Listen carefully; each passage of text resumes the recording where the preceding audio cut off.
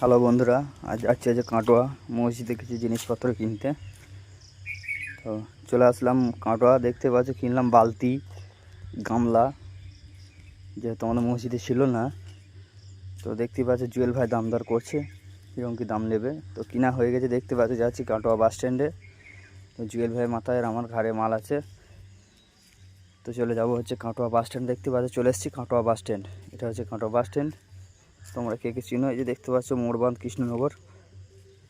চলে আসলাম কাটোয়া বাস স্ট্যান্ডে। তো বাসে করে চলে যাব এবার আমাদের পালিশগ্রাম। তো দেখতে পাচ্ছ চলে এসেছি পালিশগ্রাম। তো এগুলো আগের দিনে মসজিদে কিনে আনা হয়েছিল, আর আজকে এই গামলা বালতিগুলো কিনে আনলাম। তো জুয়েল ভাই দেখাচ্ছে কেমন হয়েছে না হয়েছে, জিজ্ঞেস করছে কেমন হয়েছে। সবাই মিলে দেখছে।